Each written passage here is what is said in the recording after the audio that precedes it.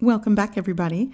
Today I'm going to show you how I make tteokbokki, and I will be showing you a mac and cheese style tteokbokki. That is actually something my kid likes to eat. One day he didn't like regular tteokbokki, which was super spicy for him, so we sort of made cheesy tteokbokki backwards, which in turn gave me an idea to make it mac and cheese style. And I will show you how I do normal tteokbokki with cheese sauce. You can try both versions of it, but I really wanted to show you my kid's version that he likes, which is a mac and cheese style. Okay, so to start, I'm going to make just regular tteokbokki with cheese, and I am going to make a broth. Here I have a small pot. I'm going to add 3 cups of water, and I'm also going to add some kelp, dried shiitake mushrooms, and the white of 1 green onion or spring onion. I'm going to add it to the pot, and I'm going to bring the water up to a boil and let it simmer for about 5 minutes, and then just let it steep. And that in turn will give me 2 cups of broth. So now I'm going to work on the tteokbokki sauce, or the red pepper paste sauce. So here in a bowl, I'm going to add 3 tablespoons of gochujang, and actually I'm going rogue today. I did 1.5 tablespoons of gochujang, which is a Korean red pepper paste, and 1.5 tablespoons of bultak. That is a fire noodle spicy chicken noodle sauce, and I'm going to add it right into my bowl. If all you have is gochujang, then use 3 tablespoons of that. I'm also going to add 1 tablespoon of sugar. You could also use honey or rice syrup, corn syrup in place of the sugar. Whatever you have, use it. It's just to balance out the spice and the saltiness. I'm also adding 1/2 tablespoon of soy sauce and around 2 tablespoons of that broth that we made earlier. And I'm also adding the whites, finely chopped whites of green onion. It's probably around 1 tablespoon of that as well. I'm going to give it a good mix, and this is the sauce I'm going to use for my tteokbokki. After mixing your sauce, you'll want to taste it. If you find that you want it saltier or sweeter or spicier, then just adjust it to your preference. Okay, so now I'm ready to make tteokbokki. Here I have a nonstick skillet that I have on a medium heat. I'm going to add 1 cup of that broth that I created earlier. Next, I'm going to add some fish cakes. These are frozen fish cakes that I've sort of thawed. I do want them to cook properly, so I'm going to add them now to my broth. I'm adding some chopped green onion, and I'm also going to add my tteokbokki sauce that I created earlier. If you're using the frozen Korean rice cakes, then you'll want to probably add them now into the broth as well to simmer. But mine came from the store and they are fresh, so I don't really need to cook them that long. Okay, so I'm going to combine everything well. I'm going to bring it to a simmer, cover with a lid, and I'm going to let it gently simmer for about 5 minutes. And after 5 minutes, I'm going to remove the lid, and now I'm going to add my rice cakes. And again, these were purchased at my local Korean grocery store. They are fresh, they are soft, so I really don't have to boil or simmer them very long.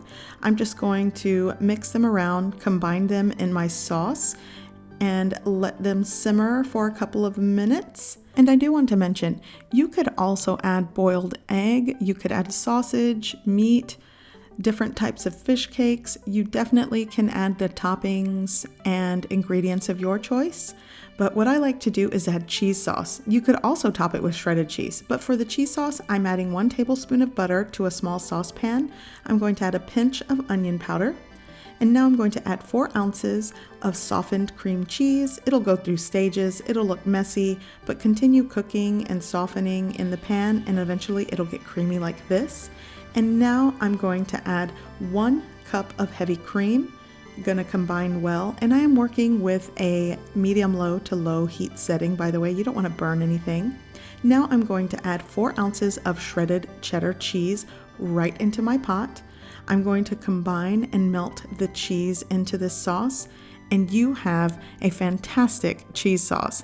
This is basically the cheese sauce I use for my creamy mac and cheese. I just have the recipe. And I am using only 8 ounces or half a pound of rice cakes. So I'm only going to use around a cup of this cheese sauce, and the rest I'm going to reserve to show you how I make that mac and cheese style tteokbokki.